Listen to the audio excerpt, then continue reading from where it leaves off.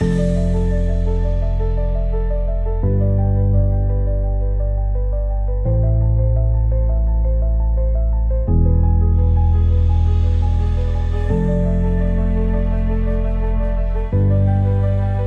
امیری هستم، متولد شهر کابل.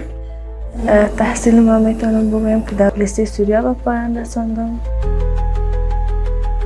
دوران کنکور که خلاص شد، بعد از او شامل پانتون کابل شدم، پانتون طبی کابل، و در اونجا درسای من فرا گرفتم و فعلا هم در کلینیک کرسات دوره ستاژم است و اینجا کار میکنم و میخوایم در آینده یک دکتر بسیار لایق و با تجربه بر مردم افغانستان و بر فامیل خودم باشم. اگر آدم بخواهد که در یک جای خوب برسه، بدون تلاش خودش، یعنی اطرافش، چهار طرفش بسیار مهم است که انسان‌های دقیق باشن و همون رقم انسان‌هایی که بر خودشان یک هدف تعیین کرده باشه. استاد ما بر ما یک تقسیم اوقات جور کرده بود که نظر بر از او باید پیش میرفتیم. گروپی درس میخواندیم، بدون از او هر کدام ما تلاش میکردیم که به یک جای برسانیم. خود درس زیاد میخواندیم تا اینکه بالاخره امتحان کنکور سپری کردیم و شامل پانتون شدیم. استادای ما میاین در کلینیک، با یادشان هستیم، یگان دفعه ازشان پرسان میکنم استاد مرا به یاد دارین؟ باز میگه خانم های توانایی را دارند که بر جامعه افغانستان دکتر باشند، انجینیر باشند، پیلوت باشند.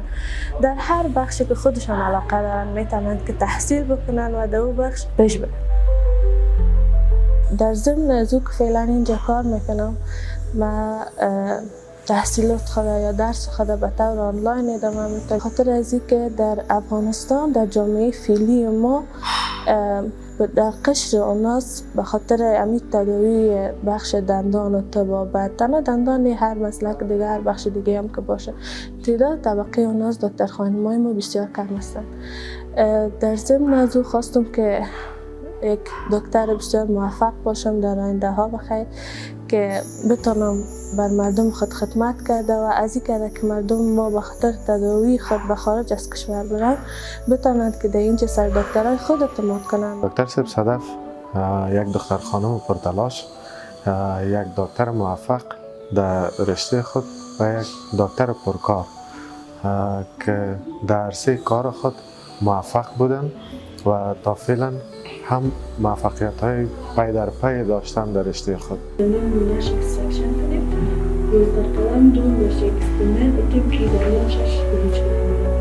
حالا ما یک آرزو داره که ما و خواهرهایم میخوایم که آرزوی پدر ما برآورده بسازیم. اونا میخواین که بر ما یک شفاخانه در سطح افغانستان تأسیس بکنند که در اونجا ما و خواهرهایم با اونا یک جای کار بکنیم و بر مردم خود خدمت کنیم.